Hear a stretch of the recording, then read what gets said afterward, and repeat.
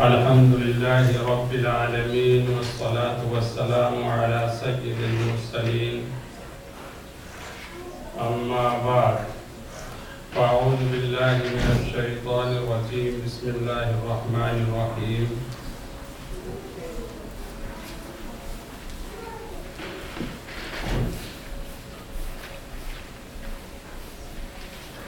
سورة أنزلناها وفرضناها وأنزلنا فيها آيات بينات لعلكم تذكرون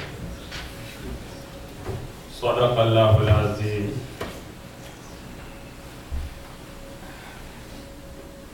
یہ آیت جو میں نے آپ کے سامنے پڑھی ہے سورہ نور کی پہلی آیت ہے. سورہ نور قرآن مقدس کی مشہور سورت ہے. حضرت عمر رضی اللہ تعالی عنہ نے کوفے کے لوگوں کو لکھا،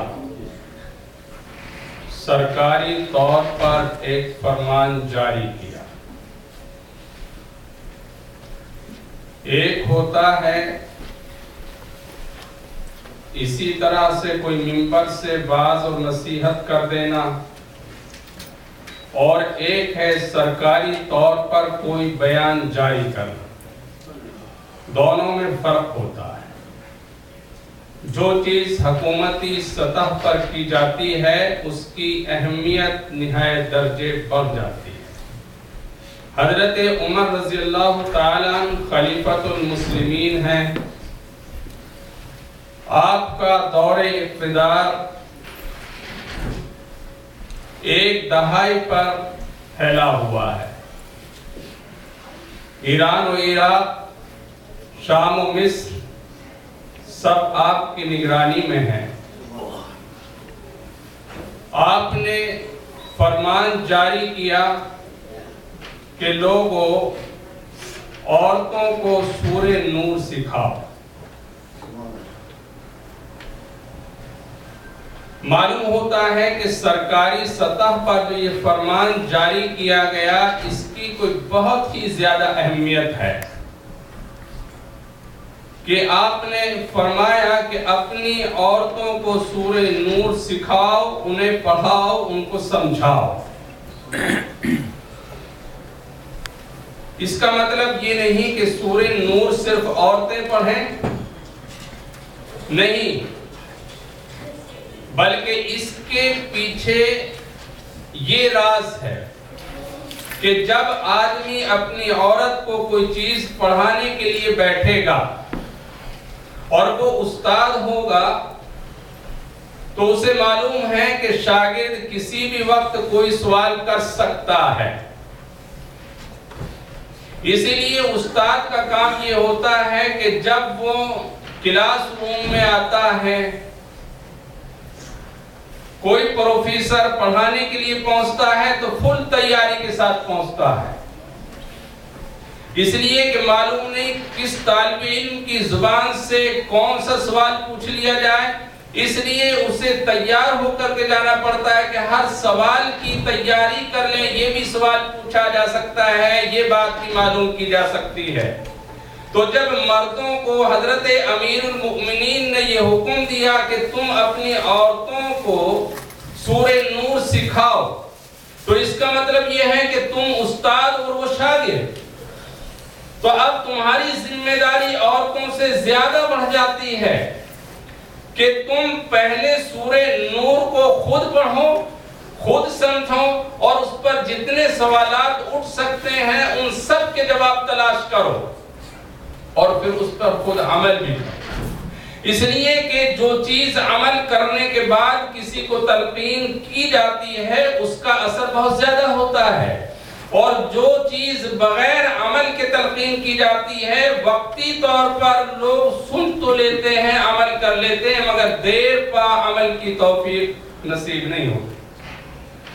ایک بزرگ کے پاس میں ایک عورت آئی اور انہوں نے کہا کہ حضور میرے اس بچے کو آپ نصیحت فرمائیں کہ یہ گڑ بہت کھاتا ہے، میٹھا بہت کھاتا ہے، آپ اسے نصیحت کر دیجیے۔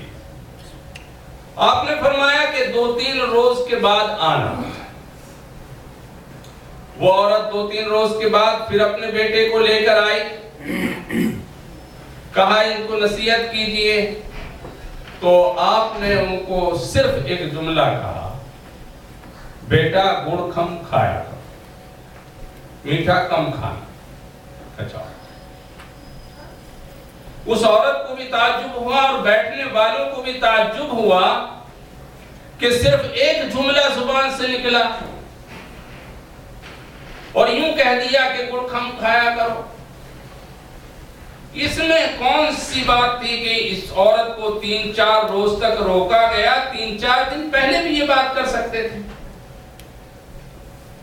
کسی مرید نے سوال کر لیا کہ حضور والا اتنی سی بات آپ نے کہی، یہ تو 4 دن پہلے بھی فرما سکتے تھے، 4 دن کے بعد آپ نے کیوں فرمائی یہ بات اور اس کو انتظار کرنا پڑا؟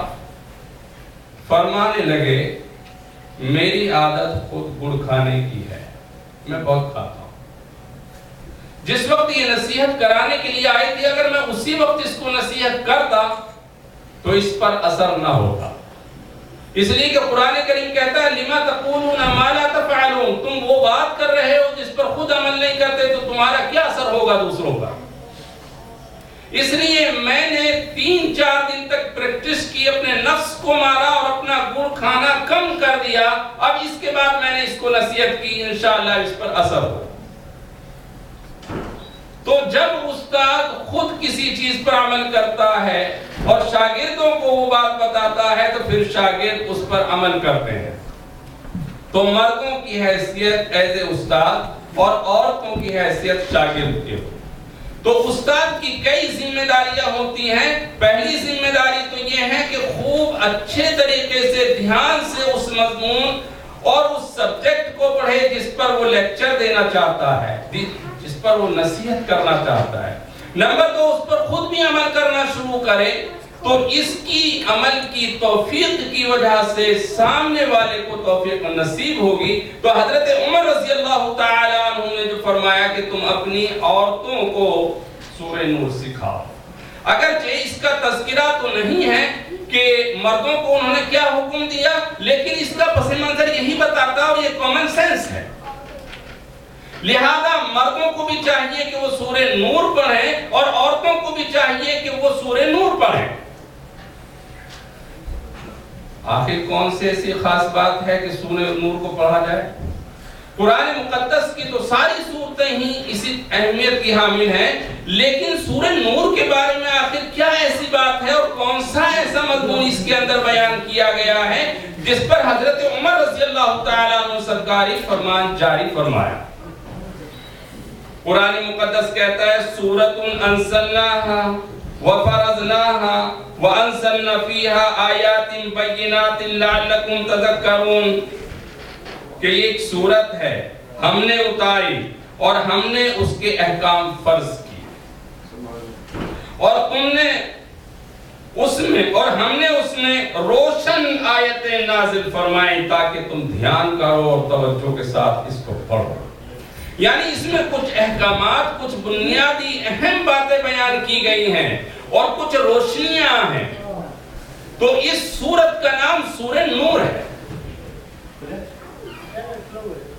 دو چیزیں دنیا میں پائی جاتی ہیں، ایک نور یعنی لائٹ، ایک اندھیرا۔ نور اور اندھیرا، رات میں جائیے تو اندھیرا، دن میں اٹھیے تو اجالا۔ یہ دونوں چیزیں چل رہی ہیں، دن بھی چل رہا ہے، رات بھی چل رہی ہے، اندھیرا بھی ہے، اجالا بھی ہے، لائٹ بھی ہے، روشنی بھی ہے اور ڈارکنس بھی ہے۔ ایمانداری سے بتاؤ کہ کوئی انسان ڈارکنس کو پسند کرتا ہے؟ لائٹ کو پسند کرتا ہے، روشنی کو پسند کرتا ہے، اس لیے کہ ڈارک میں گرنے کا اندیشہ، ٹھوکر لگ جانے کا اندیشہ، کوئی چیز پیر میں لگ جائے اس کا اندیشہ، اور روشنی کے اندر ساری چیزیں اس کو کلیئر نظر آ رہی ہیں، وہ دیکھ سکتا ہے ہر چیز کو، صاف صاف چیزیں۔ اس لیے ہر آدمی کا ایک فطری تقاضا ہوتا ہے کہ وہ روشنی کو چاہتا ہے اور اندھیرے سے دور بھاگتا ہے۔ یہی وجہ ہے کہ آج پوری دنیا میں جہاں لائٹ کا انتظام نہیں ہے، چند گھنٹوں لائٹ آتی ہے اور وہاں پر پھر لائٹ چلی جاتی ہے تو لوگ ہنگامہ مچا دیتے ہیں، 4 گھنٹے بھی بغیر لائٹ کے رہنا پسند نہیں کرتے، ہنگامہ مچاتے ہیں بجلی والوں کے خلاف، منسٹروں کے خلاف کہ یہ کیوں ہوا ایسا، لائٹ کیوں گئی، کیوں ختم کر دی گئی لائٹ۔ معلوم ہوا کہ ہر انسان ایک لائٹ کو پسند کرتا ہے، روشنی کو چاہتا ہے، لیکن کیا روشنی یہی ہے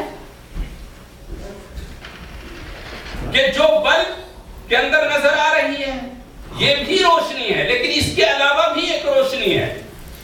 وہ کیا روشنی ہے؟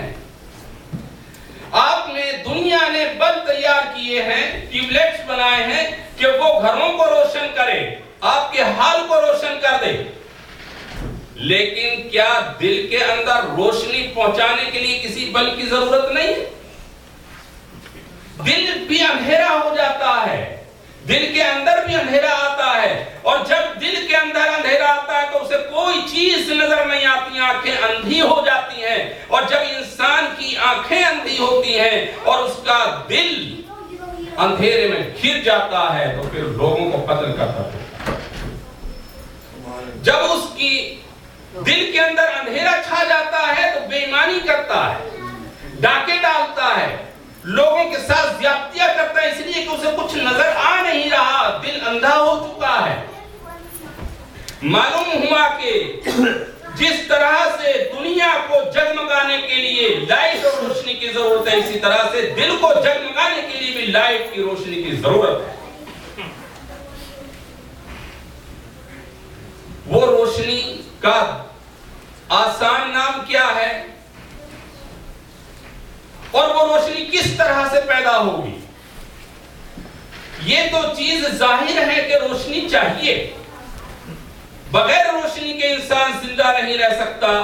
جس طرح سے دنیا کی چیزوں کو نہیں دیکھ سکتا، اسی طرح سے دوسری چیزوں کو بھی وہ نہیں دیکھ سکتا، روشنی چاہیے اس کو۔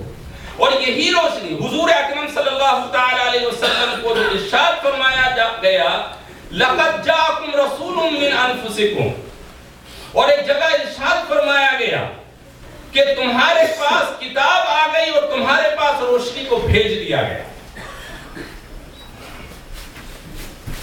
بعض حضرات کہتے ہیں کہ یہاں کتاب کے علاوہ جو روشنی کا ذکر ہے، یہاں حضور پاک صلی اللہ تعالی علیہ وسلم کی ذات مراد ہے۔ نور و کتاب مبین، کہ رسول اکرم صلی اللہ تعالی علیہ وسلم کو ایسے نور تمہارے پاس بھیجا گیا ہے، ایسے لائٹ بھیجا گیا جو تمہارے دلوں کو روشن کر رہا ہے۔ کفار مکہ پہلے بچیوں کو قتل کیا کرتے تھے، روشنی آئی تو بچیوں کا ادب کرنے لگے، فتنے فساد تھے، رسول صلی اللہ تعالی علیہ وسلم کی روشنی آئی، لوگوں کو سمجھ میں آئے کہ کیا چیز غلط ہے اور کیا چیز بری ہے۔ کیا چیز اچھی ہے، اس سے پہلے لوگ سمجھ نہیں سکتے۔ اس لیے رسول اللہ صلی اللہ تعالی علیہ وسلم کو نور فرمایا گیا کہ آپ کی وجہ سے اچھی بھلی بری چیزیں سمجھ میں انسان کے آتی ہیں کہ کیا چیز بھلی ہے کیا چیز بری ہے، اس کو روشنی کہتے ہیں۔ قرآن کریم نے اس سورت کا نام سورہ نور کیوں رکھا؟ اس میں اللہ سبحانہ وتعالی نے 10 احکامات یا اس سے کچھ زیادہ بیان فرمائے ہیں۔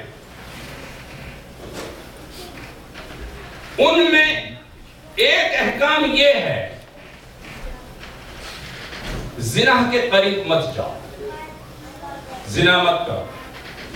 دوسرا حکم اللہ سبحانہ وتعالی نے فرمایا کسی عورت پر تہمت مت لگاؤ۔ پھر فرمایا اپنی بیوی پر تہمت مت لگاؤ۔ پھر حضرت عائشہ صدیقہ رضی اللہ تعالی عنہ پر تہمت لگائی، اس کا رد کیا۔ یہ مضمون قرآن کریم نے بیان کیا اور تقریباً 18 آیات ہے، یعنی پاک دامنی، عفت، حیا، شرم کا مضمون اس میں بیان کیا گیا۔ معلوم ہوا کہ پاک دامنی، عفت، اس کا دوسرا نام نور ہے، اس لیے کہ یہ مضمون اس میں بیان کیے گئے ہیں۔ اور جب پاک دامنی، عصمت، عزت کی حفاظت آئے گی تو نور آئے گا، اور جب بے حیائی، فحاشی، زناکاری آئے گی، اجالے کی بجائے اندھیرے آئے گی، روشنی کو ختم کریں گے۔ اس لیے قرآن کریم نے نور کی ڈیفینیشن پاکی، عفت اور عصمت کو بیان کیا کہ جس کے اندر جتنی عصمت ہوگی اتنا اس کے اندر نور پایا جائے گا، اور جس کے اندر جتنی بے حیائی ہوگی اس کے اندر سے اتنا نور نکلے گا، اور اس نور کا فائدہ دنیا کے اندر بھی ہوگا اور آخرت کے اندر بھی فائدہ ہوگا۔ دنیا کے اندر اس نور کا کیا فائدہ ہوگا کہ آج جتنے فسادات، جتنے فتنے ہو رہے ہیں وہ فحاشی کی بھی ایک بڑی وجہ ہے، پاک دامنوں کا نہ ہونا بھی ایک وجہ ہے۔ چنانچہ آج گھر بیٹھے لوگ فحاشی میں، زناکاری میں مبتلا ہیں۔ رسول اللہ صلی اللہ تعالی علیہ وسلم نے روزے کے بارے میں ارشاد فرمایا کہ ہاتھ کا بھی روزہ ہوتا ہے، زبان کا بھی روزہ ہوتا ہے، ہاتھ کا بھی زنا ہوتا ہے، کان کا بھی زنا ہوتا ہے، زبان کا بھی زنا ہوتا ہے۔ زبان کا زنا ہے کہ گندی بات کرنا، غلط میسجز کرنا، اور انٹرنیٹ پہ چیٹنگ کرنا، یہ زنا کے حکم ہے، اس لیے کہ یہ زنا کی طرف لانے والی ہے۔ اسی طریقے سے میوزک کا سننا کان کا زنا ہے۔ قرآن کریم نے دوسری جگہ پر ارشاد فرمایا لا تقربوا الزنا، زنا کے قریب بھی مت جاؤ۔ کیا مطلب؟ یعنی ایسے کام ہرگز مت کرو جو تمہیں زنا کی طرف بلانے والے ہیں، ان کی طرف مت جاؤ۔ اس میں مردوں کو بھی حکم اور عورتوں کو بھی حکم، کئی حکم قرآن کریم نے اس میں ارشاد فرمائے ہیں۔ یہ حکم فرمایا غضوا ابصارکم، اپنی آنکھوں کو نیچی رکھو۔ عورتوں کو بھی فرمایا تمہاری آنکھوں کو نیچے رکھو، اور جب گھروں سے باہر نکلو تو اپنے آپ کو چھپا کر کے نکلو، اس لیے کہ شاید تمہارے حسن و جمال کو دیکھ کر کے اس پر مصرے کسیں گے، شعر بیت بازی کریں گے، جیسا کہ ایک شاعر کہتا ہے بے پردہ کیوں نکلے ہو کشمیر کی وادی میں، کیا آگ لگاؤ گے برفیلی چٹانوں میں؟ ایک کسی دوسرے شاعر نے اچھا شعر کہا ہے بے پردہ نہ نکلو تم خونخوار زمانے میں، وحشی نہ کہیں اپنے جذبات جمع کر لیں۔ चाइना को बाकायदा कानून बनाना पड़ा, रिसेंटली कानून बनाया। पब्लिक जगहों पर औरतें ऐसे कपड़े पहन करके नहीं आ सकती जो टाइट हों और लोगों को अट्रैक्शन करने वाले हों, उस पर पाबंदी लगाई। उन तमाम चीजों से रोक दिया गया जो जिना की तरफ इंसान को ले जाने वाले हैं। मीडिया, चाहे वो प्रिंट मीडिया हो या इलेक्ट्रॉनिक मीडिया हो, वो लोगों को फहाशी की तरफ ले जा रहा है, फहाशी की तरफ ले जा रहा है। ऐसे ऐसे बेहुदा सीन दिखाए जा रहे हैं जिससे जज्बात बरअंगेख्ता होते हैं और कभी कभी बेटे और मां का मुकद्दस रिश्ता टूट जाता है। टूटे, नजर कमजोर हो, यही टूटे, कहीं दूसरी जगह नहीं टूटे।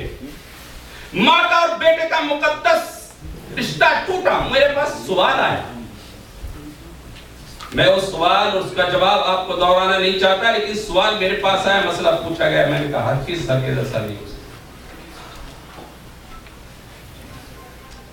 फहाशी की अड्डों की तरफ ले जाना सख्त तरीन गुनाह है। तो पाकीज़गी, ख्यालात की, जज्बात की, एक ख्यालात का जिना है।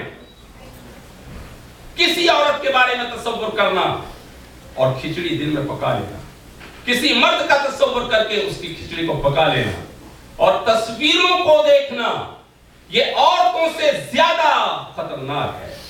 इसलिए कि औरत को देख के कम से कम पुलिस के डर से, शौहर के डर से आदमी नजर नीचे कर लेता है, लेकिन जब तन्हाई में इंटरनेट पर बैठा हो और वो सामने तस्वीर आ जाए तो नजर नहीं झुक सकती, इसलिए ये ज्यादा खतरनाक है। तो भाइयों, ये नूर है। रब्बना अतमिम लना नूरना, ऐ अल्लाह हमारे नूर को ज्यादा फरमा दे। रसूलुल्लाह सल्लल्लाहु तआला अलैहि वसल्लम ने दुआ इरशाद फरमाई। हुजूर अकरम सल्लल्लाहु अलैहि वसल्लम सलापा नूर हैं, बाहया हैं, बातमीज हैं, आपसे कभी जिंदगी में गुनाह नहीं हुआ। एक दो मौके ऐसे आए जब आप बकरियों को चराते हैं, आपके दोस्त ने कहा कि गांव के अंदर लोग गाने वगैरह बड़े रिवाज है, आप भी तशरीफ ले जाएं, आप फुला के यहाँ शादी है, आप भी जरा एंजॉय करें, मैं आपकी बकरियां संभालूंगा, बच्चे हैं आप। रसूलुल्लाह सल्लल्लाहु तआला अलैहि वसल्लम तशरीफ ले आए, फरमाते हैं मैं टेक लगाकर दीवार से जरा बैठ गया कि इनका गाना बजाना शुरू होगा, तो बाद में इस तरह मेरी आंख लग गई और उस वक्त आंख खुली जब सूरज निकल चुका था और उनके तमाशे सब था।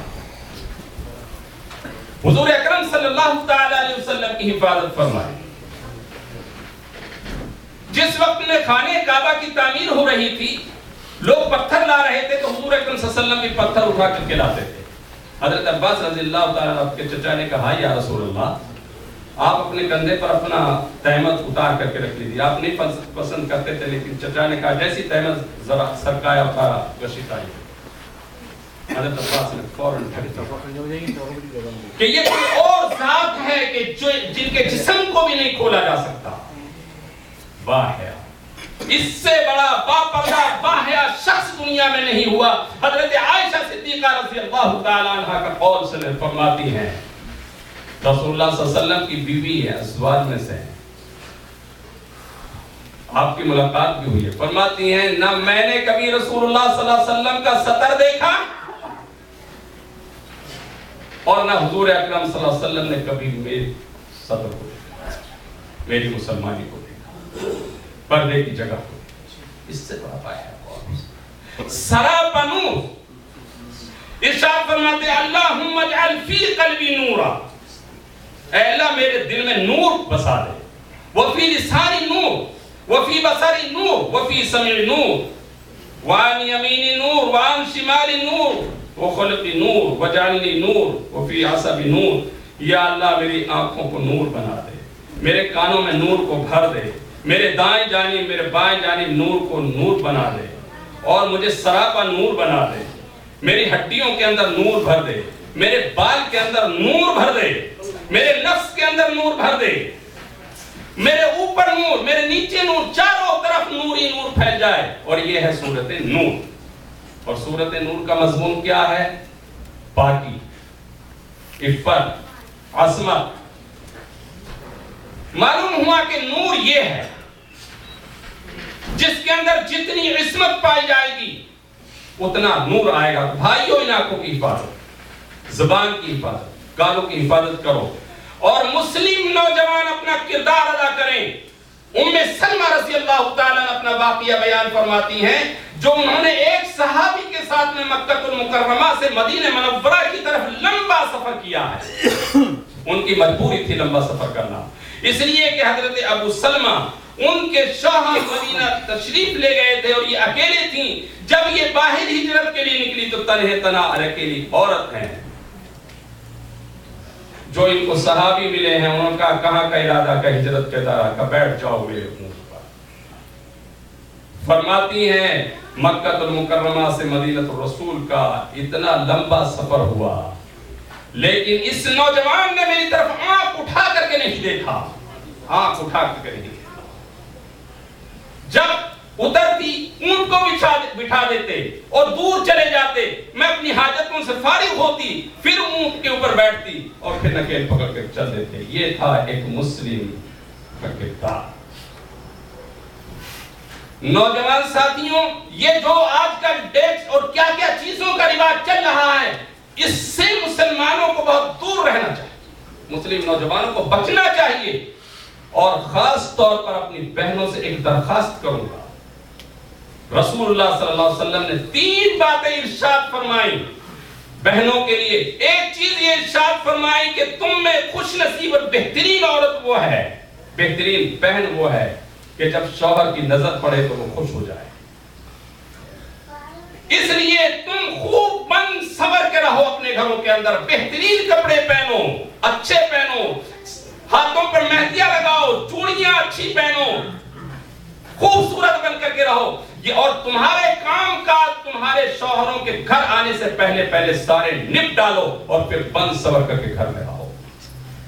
یہ رسول اللہ صلی اللہ علیہ وسلم کا فرمان ہے. ایسا نہ کرو کہ جب شادی کی تقریب ہو تو سارے زیورات پہنو، جوڑے بھی اچھے پہنو، اور جب واپس آؤ اس کو اتار کر کے پھینک دو، پھر میلے اور کچیلے کپڑے پہن لو. ایسا نہ کرنا زندگی میں. سنت ہے.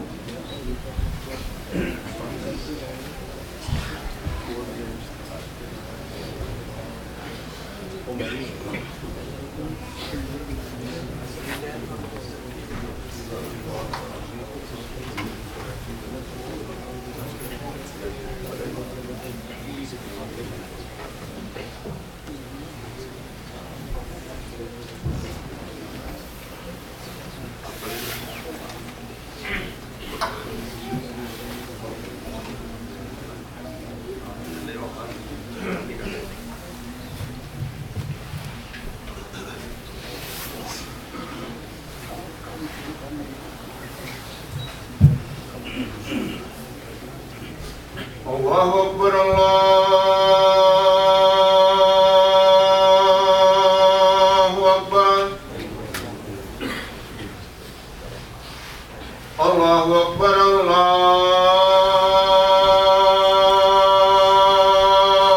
الله أكبر أشهد أن لا إله إلا الله أشهد أن لا إله إلا الله أشهد أن محمدا رسول الله أشهد أن محمدا رسول الله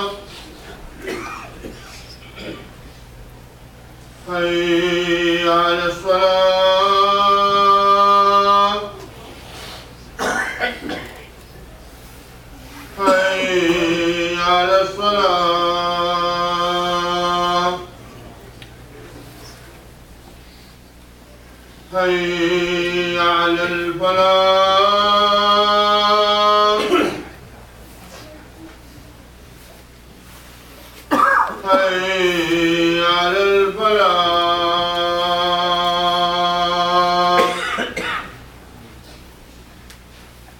الله أكبر الله أكبر لا إله إلا الله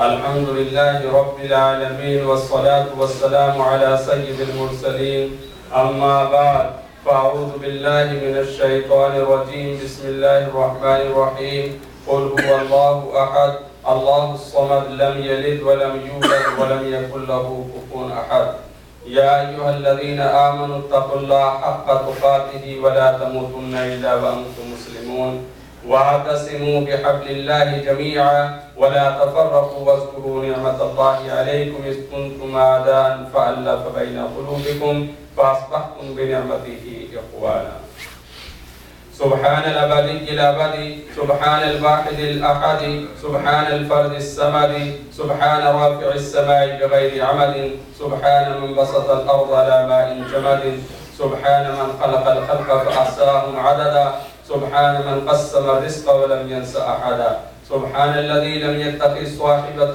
ولا ولدا سبحان الذي لم يلد ولم يولد ولم يكن له كفوا